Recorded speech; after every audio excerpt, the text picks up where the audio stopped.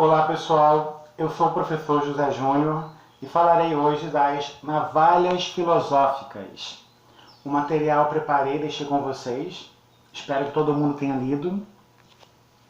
E as navalhas, elas servem para simplificar algo, né? Essa palavra navalha porque está cortando algo, né? Tirando o excesso. A Cláudia Murta, minha orientadora da faculdade, minha mestra, ela tem uma seguinte frase: a filosofia não é uma ciência, mas é a mãe das ciências. Então, ela vai determinar o que tem um método científico e o que não tem. Por isso, nós estudamos as pseudociências nas últimas aulas, para ver aqueles que não têm ainda, porque pode mudar, um método científico comprovado. Agora vamos aqui falar das navalhas. São mais, eu separei quantas aqui? 1, 2, 3, 4, 5, 6. Existem outras. Eu achei que essas 6 aqui são as mais relevantes. Vamos começar pela mais conhecida, que é a navalha de Ockham, estabelecida pelo filósofo medieval Guilherme de Ockham, ou William de Ockham, né, que é o nome em inglês. Guilherme é o nome em português. E vamos lá, hein? Vou falar atentamente aqui o que ele escreveu.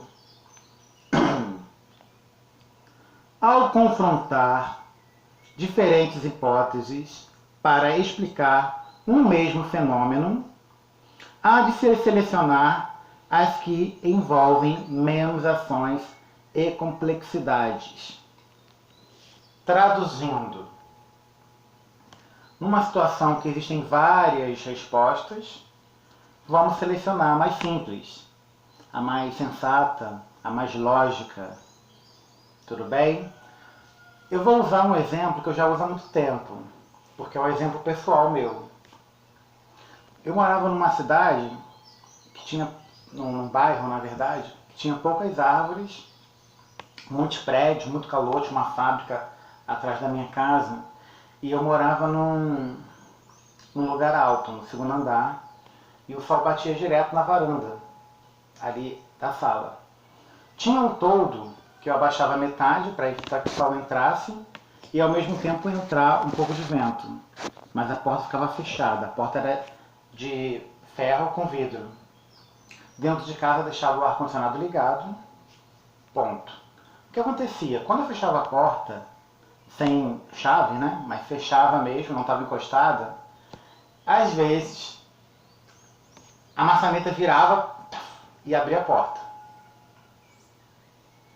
Então, as pessoas que não conheciam ficavam espantadas. O que está acontecendo? Gente, que susto, é um fantasma, é um demônio que abriu a porta. Qual a minha conclusão? Né? Eu que morei lá há muito tempo, vi essa situação acontecer várias vezes. Eu deduzi que, né, como tem aquela temperatura alta do lado de fora, né, ali na varanda, ficava muito quente.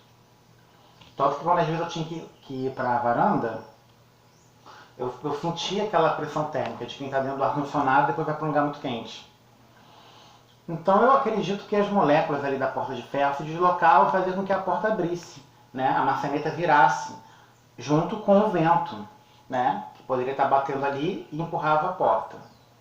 Isso eu não cheguei a pesquisar, mas é a conclusão que eu tirei, né, pelo que eu conhecia da física, da química, né? Enfim. Por que essa resposta, usando a navalha de Ockham, seria a escolhida? Porque as outras opções que as pessoas sempre falavam, que era um demônio, que era um fantasma, são mais complexas. Porque você primeiro precisa dar provas concretas que existem esses dois seres. E depois, qual seria a motivação, né? O fantasma usar sua energia, caso ele possa realmente mover uma porta, para ficar assustando alguém ali. Só isso. O demônio é a mesma coisa. Então é muito mais complexo. Tudo bem?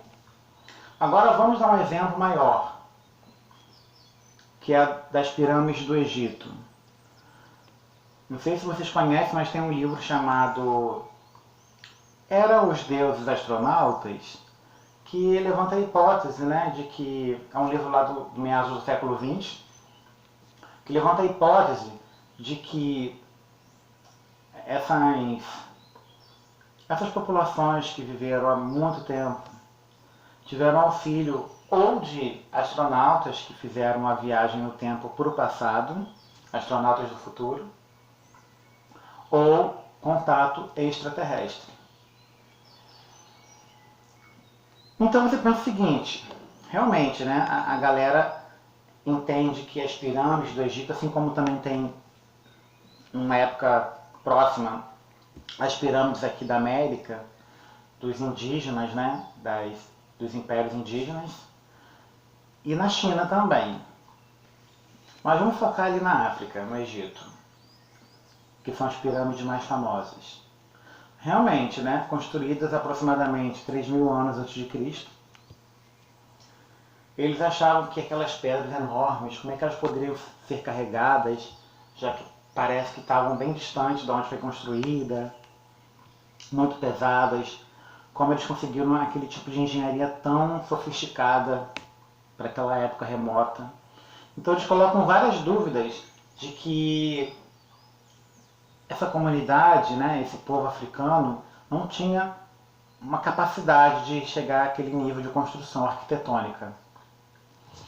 Mas aí quando você olha as outras hipóteses, você fala, gente, a navalha de Ockham vai escolher que os próprios egípcios construíram as pirâmides. Porque é muito mais complexo você achar que foram astronautas do futuro, extraterrestres, que não deixaram vestígios que a gente possa confirmar, vieram aqui para construir pirâmides e foram embora. É muito mais complexo. Gente, é claro que a navalha de Ockham não vai ser sempre a certa. Eu só estou mostrando como ela funciona, escolhendo sempre o mais simples. Tá? Por exemplo, aconteceu um crime, aí vem o investigador, né, a pessoa da equipe forense, para olhar aquele crime. Se for usar a navalha de Ockham, por exemplo, vai tirar a conclusão mais simples. Ah, eu acho que quem matou aqui foi mordomo, acabou.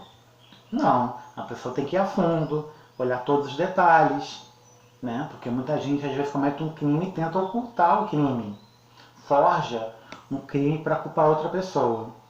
Então nem sempre a navalha vai ser a correta, tá? Eu só estou mostrando como ela funciona, a navalha de Ockham. Vamos para as outras navalhas, que são muitas, né? Eu tentarei sempre dar exemplos para vocês entenderem melhor como funciona. Hume, David Hume, filósofo moderno, vamos lá. Vou ler a dele. Se a causa atribuída a qualquer efeito não for suficiente para explicá-lo completamente, devemos rejeitar a causa ou adicionar a ela qualidades que deem uma justa proporção ao efeito. Ou seja,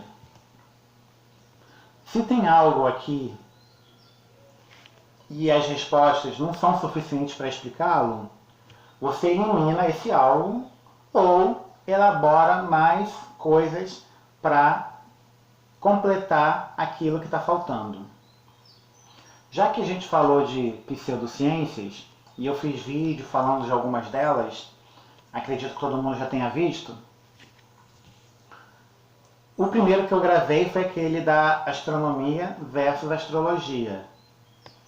E a astrologia, como eu expliquei lá, né, tem toda essa questão.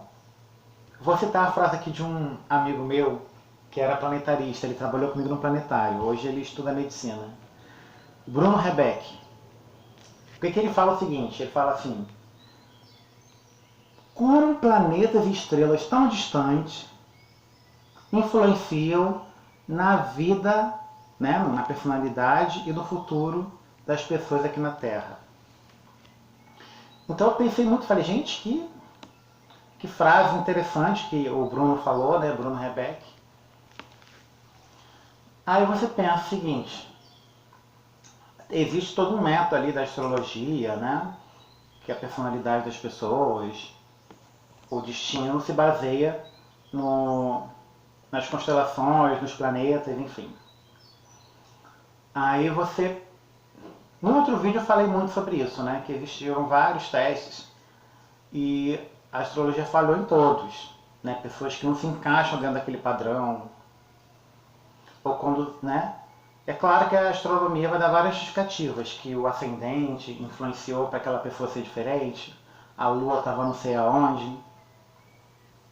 Mas então, essa foi descartada porque não estava completando tudo.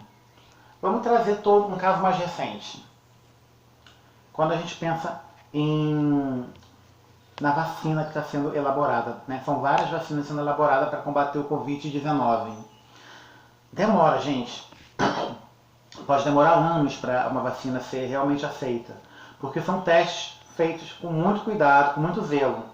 Aqui a navalha do Rume, ela dá a entender isso, que você precisa de tudo completinho antes de ser aprovado, senão vai ser descartado aquilo. Tem que fazer testes humanos para ver se tem reação. É muita coisa, muito detalhe, né? E que precisa preencher todos os requisitos para ser aprovada para a população.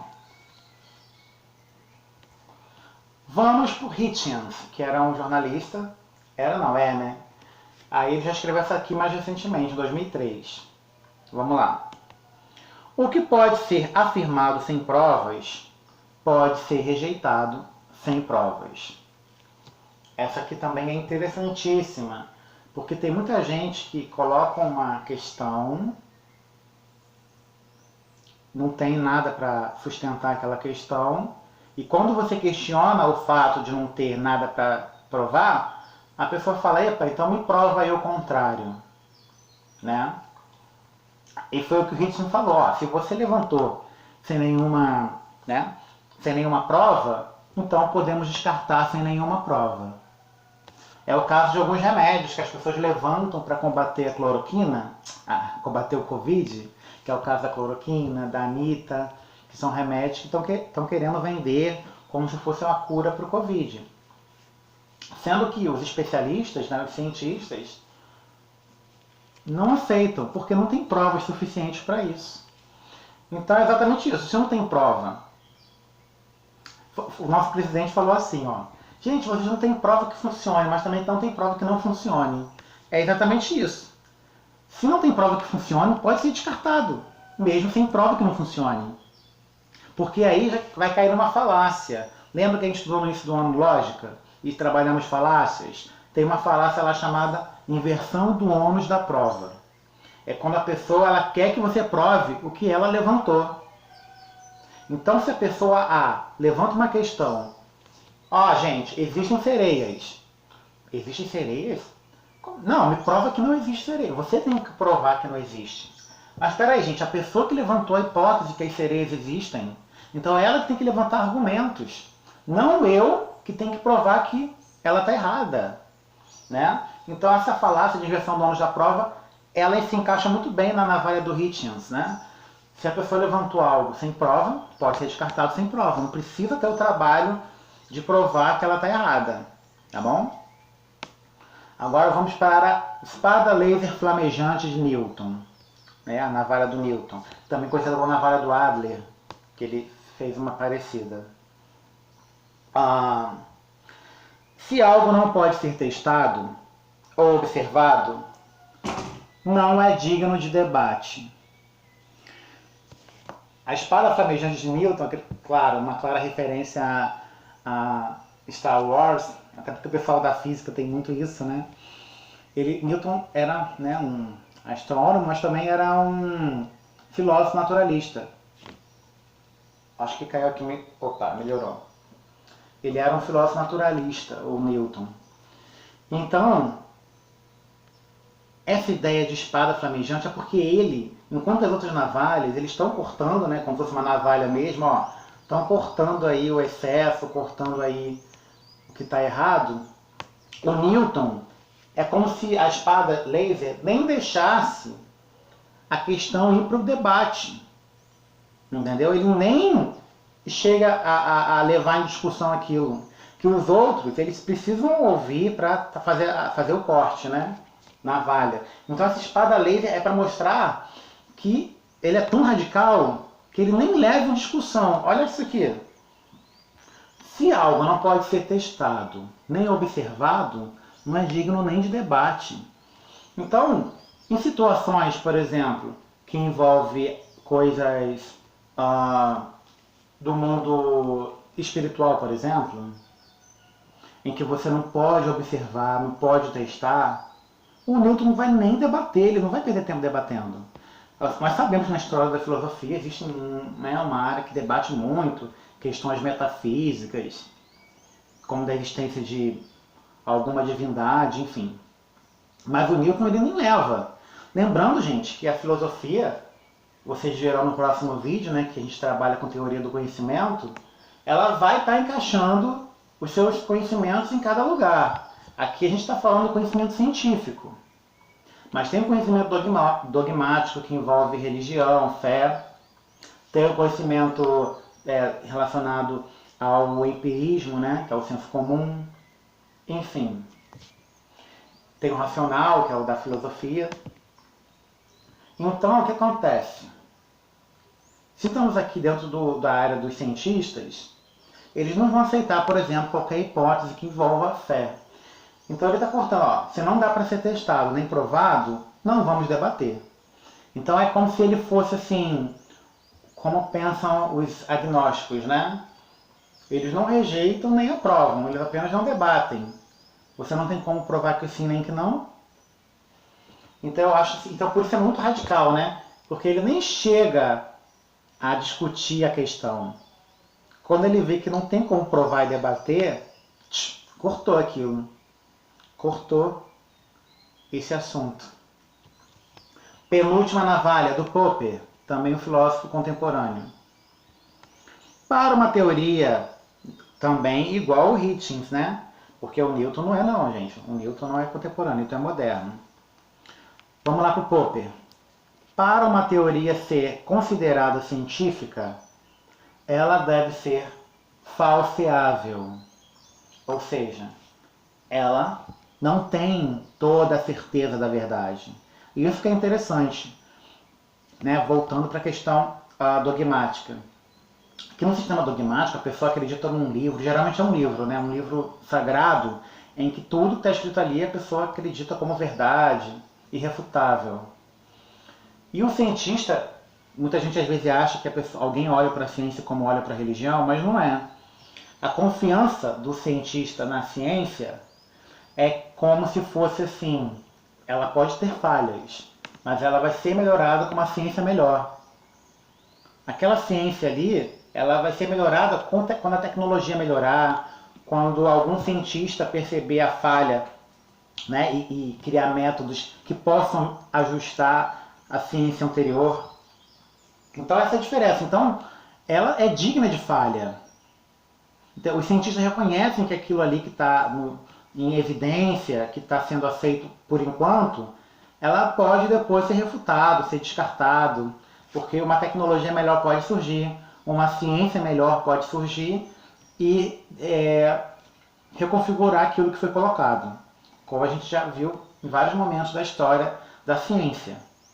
Mas sempre tem, pode reparar, desde a antiguidade, sempre tem alguma coisa ali que alguns estavam certos e foram colaborando para os outros e a gente chegar onde nós estamos hoje, nesse avanço científico. Gente, 10 anos atrás eu trabalhava no planetário. Eu sempre estava lá na faculdade que eu participava. Mas antes de trabalhar no planetário, eu já trabalhava no observatório, eu sempre estava envolvido com essa questão da astronomia. E eu lembro que em 2010, né, há 10 anos, tinha um ex-aluno da faculdade, que eu pertencia, que já trabalhava na NASA, ele era físico, engenheiro, e ele veio falar conosco, porque ele tinha ajudado a criar o Opportunity e Curiosity, são os robozinhos, né, as sondas que foram para Marte. E ele estava explicando os detalhes, porque ele tinha criado um equipamento para uma empresa lá mesmo da cidade aqui do Brasil, que verificava a questão dos minérios. E por isso ele foi chamado para a NASA, porque ele ajudou, com esse equipamento que ele criou, a também identificar esses minérios lá no solo marciano. O Paulo Antônio de Souza Júnior, o nome dele. Então eu fiquei muito admirado, né? Poxa, uma pessoa que, né, que estuda na mesma faculdade que eu, tá lá, com esse trabalho interessante. Imagina no futuro, né? Onde a gente já estaria. Eu fiquei imaginando um monte de coisa, né? Só que passaram 10 anos e hoje eu mandei o vídeo para vocês que eu fiz desse ano, né?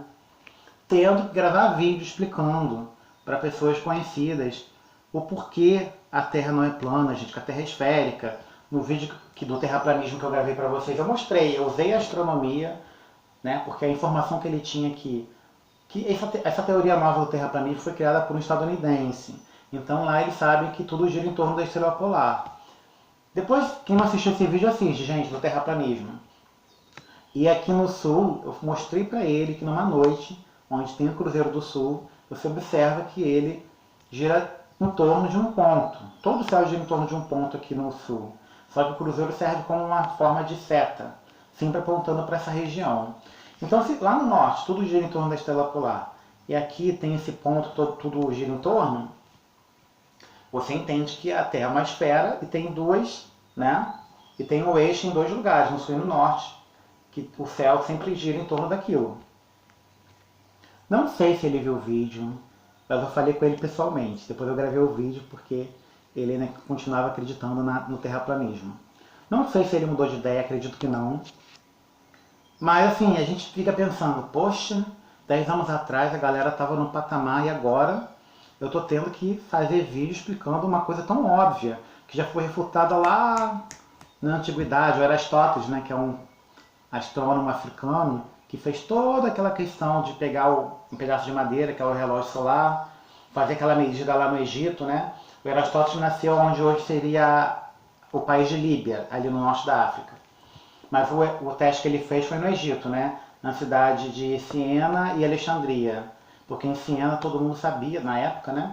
Que no dia do solstício de verão, para o hemisfério norte, ao meio-dia não fazia sombra naquele pedaço de madeira. E então ele pegou Alexandria, que no mesmo dia fazia uma sombra, então ele entendeu que tinha uma curvatura ali na Terra. Enfim, eu não vou detalhar aqui como foi a experiência, mas ele, mesmo nessa época tão remota, né, na antiguidade, ele provou matematicamente que a Terra era esférica. E é claro, né, a cidade de Alexandria e de Siena não são exatamente ali na mesma direção, então teve um pequeno erro quando ele foi fazer a medida total da Terra. Mas, gente, só o que ele fez já foi uma coisa incrível, né? Com um pedaço de madeira, muita sabedoria, ele conseguiu essa análise. Para depois de 2 milênios e meio, você está voltando a uma questão tão básica. Então isso realmente é frustrante. Então, gente, é claro que tem pessoas que estão fora da religião, mas também vêm alguns objetos como religião. Por exemplo, na filosofia, tem alguns, mas tem, né? Que olham para alguns filósofos que eles estudam como se fossem todos, né? Ó, a pessoa gosta de Platão. Tudo que Platão fala é verdade, é irrefutável, não gosta que ninguém discorde dele. Isso vale para Nietzsche, para todos. Então, a pessoa às vezes até é ateia, mas ela não consegue enxergar nenhum defeito naquela teoria daquele humano, que é humano, né? Então é um problema, e não aceita que ninguém fale dele. Então isso aí é um exemplo de como a filosofia está distante da ciência, né? Distante nesse sentido, gente. De que tem gente que olha, tanto que tem alguns filósofos que também são figuras religiosas, como o Confúcio, a princesa Lopamudra, o Buda, Siddhartha Gautama, né? Então é um problema isso, né? Você olhar. Agora os cientistas não, eles entendem que, epa, eu gosto muito daquele astrônomo, daquele físico, mas pô, ele errou nisso aqui, ó. Tá tudo provando que ele errou, não tá certo. Ou então pode errar daqui a pouco, né? Fica naquela expectativa que até então aquela teoria tá certa, mas pode ser descartada. Sempre tem essa possibilidade. Tá ficando grande o vídeo, né? Vou para a última navalha, que é a de Hand. É a filósofa. Conceitos não devem ser multiplicados além da necessidade. Ayn Rand é o nome dessa filósofa. Opa. Gente, ela é muito parecida com a navalha de Ockham. Por quê? porque a de Ockham, ele corta o excesso, né? As questões que estão excedidas, ele vai pegar mais simples. A da Hand, ela não vai deixar nem multiplicar. É como se ela não deixasse exagerar sem necessidade, colocar mais questões sem necessidade. Isso aqui me lembra, voltando ainda falando de filosofia. Ai, caiu aqui. Ai.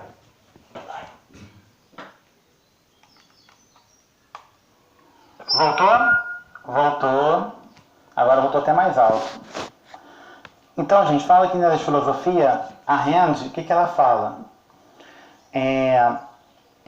Por exemplo, tem filósofo, não vou citar o nome, né, mas tem um filósofo aí, uns alemães, mas tem um específico que ele não disfarça que ele gosta de complicar as coisas, né? Até alguns, claro, ele não é mais vivo, gente, mas até alguns próprios alemães que estudam ele esperavam sair tradução em outra língua para entender melhor o que ele estava dizendo, porque às vezes ele pega termos filosóficos e já dá uma outra interpretação para ele, uma interpretação própria, pessoal. Ele acha que filosofia é só para poucos, né, não é para todo mundo. Então, é muito comum ver alguém que fala assim, pô, você estuda fulano, caraca, você é demais, hein? Você é muito inteligente, porque para estudar fulano tem que ser muito inteligente, porque fulano é muito complexo e tal. E acha que Platão, por exemplo, é mais simples, entre aspas, né? Porque ele escreve em forma de diálogo. Talvez muita gente entenda que é mais simples a forma dele se expressar, acha que é uma coisa inferior. E, usando aqui a navalha da própria Hand, eu pensei logo nisso, né? Poxa, a pessoa ela não quer descomplicar, ela quer complicar, ela tem um pensamento ali interessante, mas ela quer botar elementos que compliquem. É claro que às vezes a pessoa está expressando a teoria e tem ali algumas palavras, alguns argumentos um pouquinho complexos. Por isso existem os filósofos, né, os professores, que fazem essa interpretação e falam com os alunos. Assim como na própria astronomia tem a área de difusão astronômica, que é a pessoa que vai estudar quase tudo que o astrônomo, né, comum vai estudar, mas também estuda um pouco de direito, filosofia da ciência, direito, para fazer essa interpretação de algumas questões que só tem naquele âmbito. Fazendo essa tradução. E aí são todas as áreas, né? A área de direito também tem aquele vocabulário um pouco mais rebruscado. Hoje em dia é pedido para que eles, né, usem o vocabulário mais comum. Então, é exatamente isso. Para finalizar, né, gente, a Hand, ela é parecida com a de Ockham, mas tem essa diferençazinha, né? Enquanto ele vai cortar os excessos, as respostas que estão, né, exageradas, escolhendo a mais simples, ela vai evitar que se complexe, que aquela resposta simples fique mais complicada, sem a necessidade de ser complicado, tá bom? Qualquer dúvida, escrevam aqui para mim e até a próxima.